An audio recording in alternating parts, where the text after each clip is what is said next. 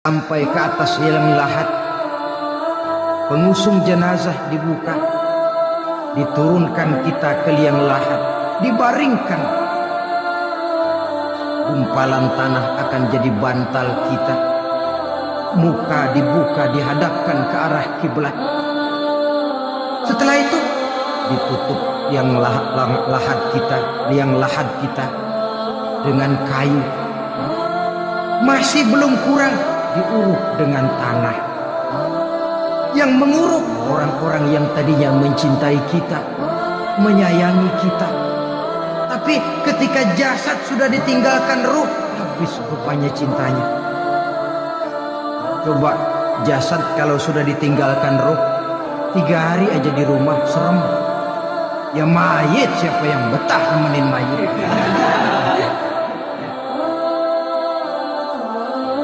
Lalu bila upacara pemakaman selesai, maka berusahalah semuanya. Para pengantar akan kembali ke rumahnya masing-masing. Maka masuk kita ke alam kehidupan, yaitu yang disebut alam barzakh atau alam kubur. Apa selesai hidup sampai di situ? Tidak.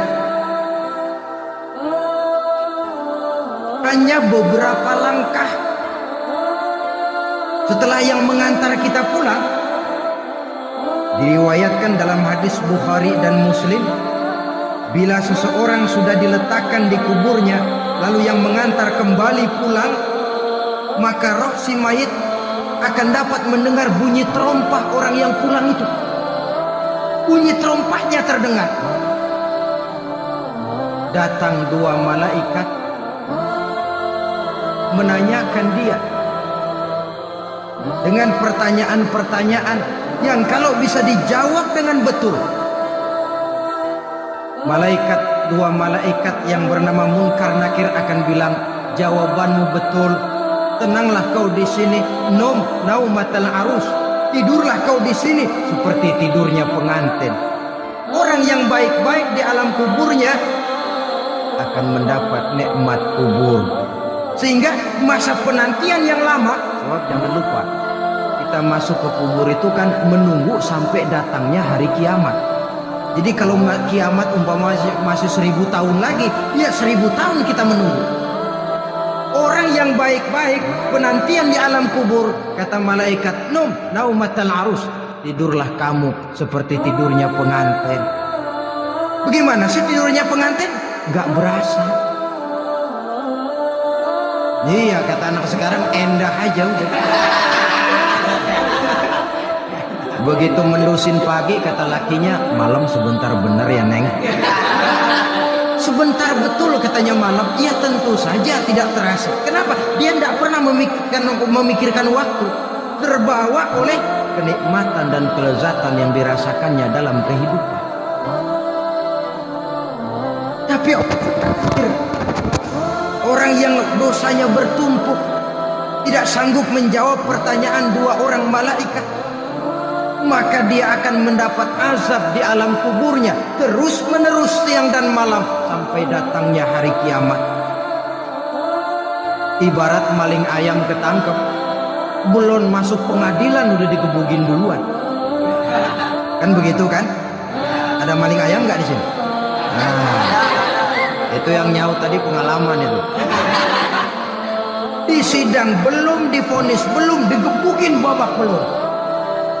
Saudara hadirin, maka alam kubur bisa merupakan raudhatun min riyadil jannah. Taman di antara taman-taman surga, pun juga bisa merupakan hufratun min hufarin niran, menjadi liang daripada neraka. Ada lagi riwayat yang dari Imam Muslim yang diperoleh dari Zaid bin Sabit. Zaid bin Sabit cerita, satu hari kami bersama Rasulullah SAW berada dalam kebun kepunyaan Bani Najjar. Rasulullah sedang duduk di atas keledai. Tiba-tiba entah bagaimana itu keledai terkejut, kaget, berontak, hampir Rasulullah jatuh. Rasulullah kemudian bertanya, Rupanya di kebun itu ada kuburan tua, 5 atau 4 kuburan. Rasulullah lalu bertanya, saudara-saudara ada yang tahu nggak ini kuburan siapa? Nggak ada ya Rasulullah. Memang kenapa? Ini penghuni kuburnya lagi disiksa oleh Allah. Andai kata boleh saya mohon kepada Allah supaya kamu dengar seperti yang saya dengar. Andai kata saja kamu kuat mendengarnya, saya pasti akan berdoa. Tapi sayang, saya yakin kamu pasti tidak akan kuat mendengar mereka mendapat azab di kuburnya. Hadis sahih riwayat Imam Muslim dari Zaid bin Thabit. Kehidupan di alam barzah. Pak, iya kalau yang matinya dikuburin. Nah kalau yang matinya diceburin ke laut, dibakar, di medan perang hilang gak ketahuan kemana jenazahnya. Saudara, hilang kek, dikubur kek, di dalam lautan direndam kek, itu kan cuma logika kita. Menurut Allah tidak ada perbedaan orang mati dikubur di dasar lautan atau dibakar sampai jadi abu atau gugur di medan perang tidak ketemu jenazahnya. Entah mereka tetap masuk ke alam barzah namanya. Jasad boleh hancur, tapi roh sebagai sumber kehidupan, pusat kesadaran dan pengertian, dia tetap ada, mengalami kebahagiaan dan kegembiraan atau mengalami kepedihan dan penderitaan, bergantung kepada amalan yang kita lakukan dalam kehidupan di dunia ini. Maka dalam Yasin tadi kan jelas, qul yuhyihalladzi ansha'aha awwala marrah. Yang menghidupkan mereka yang dikubur di dasar lautan, mereka yang dibakar sampai jadi abu, yang akan menghidupkan ialah Allah yang menciptakan mereka dulu pertama kalinya. Jadi kalau sudah ada aslinya, ya tentu tidak perlu contoh lagi, akan sangat mudah membuatnya. Orang tua kita, keluarga kita yang sudah berpulang, mereka di alam barzah sekarang ini bisa mendapat nikmat kubur, bisa mendapat azab kubur, bergantung amalan mereka dalam kehidupan di dunia ini. Dalam Musnad Imam Ahmad dan Sahih Abi Hatim malah ada tambahan riwayat. Orang yang banyak kebajikannya di dunia, amalannya akan datang menemani dia. Sholatnya dekat kepalanya, puasa sebelah kanan, zakat sebelah kiri, menghibur dia. Malahan dikatakan berbentuk orang yang cantik menemani dia di alam kuburnya. Aneh, dia tanya, man anta lam ara fid dunya ajmal minka. Siapa kamu? Di dunia ini belum pernah saya melihat orang secantik kamu. Dia jawab, ana amaluka soleh. Saya adalah amalmu yang soleh yang kau kerjakan waktu di dunia. Saya sekarang diperintahkan untuk menemani kamu di sini. Alhamdulillah. Sedangkan amalnya yang jahat akan datang dalam bentuk yang menyeramkan menemani dia di sana. Bayangin deh, di kuburan ditemenin yang serem-serem. Sama juga di dunia. Di dunia, kalau kita di tempat gelap ditemenin orang cakep, enak nggak? Wah, pengalaman. Tapi coba bayangin, sudah tempatnya gelap, yang nemenin jelek nggak ketulungan, gerah kita.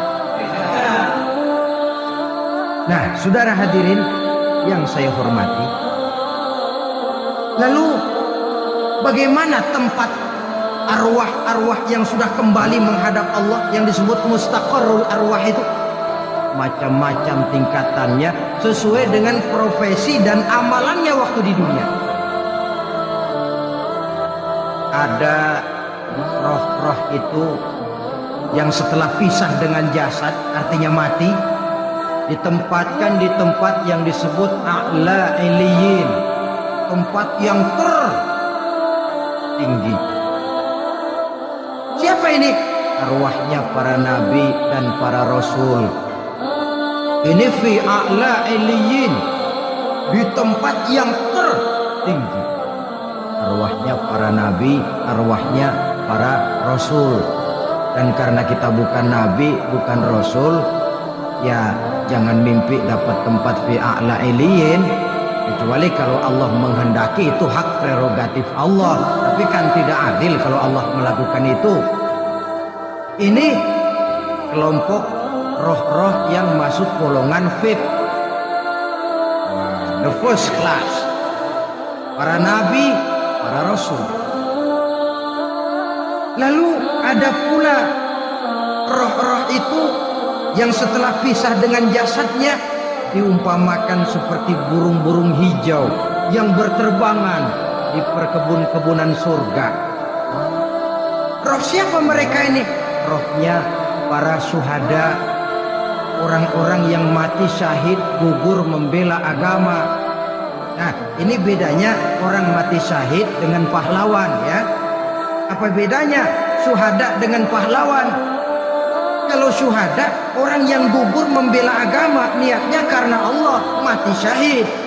Kalau pahlawan, orang yang gugur membela negara, orang yang dianggap berjasa kepada pemerintah.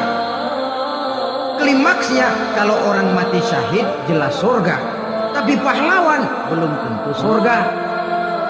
Kenapa? Bergantung kepada negara macam apa yang dibelanya dan pemerintah model mana yang dibelanya.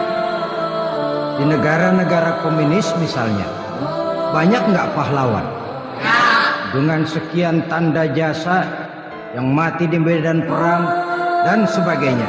Kira-kira pahlawan komunis masuk surga enggak? Ya, kalau pahlawan komunis masuk surga, kita enggak kebagian kapling di surga barangkali. Inilah bedanya pahlawan dengan orang mati syahid. Kemudian ada pula roh itu yang tertahan di pintu surga. Tertahan di pintu surga. Ini seperti tadi, orang yang mati syahid tapi masih ada kaitan di dunia. Rasulullah pernah ditanya orang, ya Rasul, kalau saya maju ke medan perang bela agama, mati syahid, apa saya masuk surga? Ya, masuk surga. Kecuali kata Nabi, kalau masih punya utang. Nah, tertahan di pintu surga. Ada pula roh itu yang tertahan di alam kuburnya. Ini umumnya seperti tadi itu, ada mempunyai dosa, mempunyai kesalahan, sehingga merasakan azab kubur. Ada juga roh itu yang tertahan di permukaan bumi. Mereka yang dalam hidup selalu menumpuk dosa-dosa yang besar, meninggal sebelum keburu untuk bertaubat. Saudara hadirin yang saya hormati, inilah yang kita khawatirkan. Sebab jikalau pada saat roh sudah datang, jikalau saatnya roh datang berpisah dengan jasad, menemukan sakaratul maut, saat itu taubat sudah tidak akan ada gunanya lagi. Masuk ke alam kubur, mendapat azab kubur sampai datangnya hari kiamat.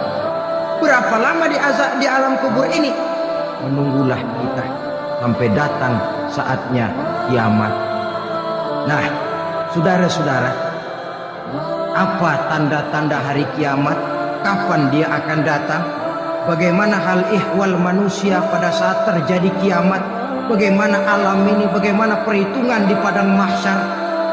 Insya Allah akan saya ungkapkan pada bagian kedua dari ceramah ini.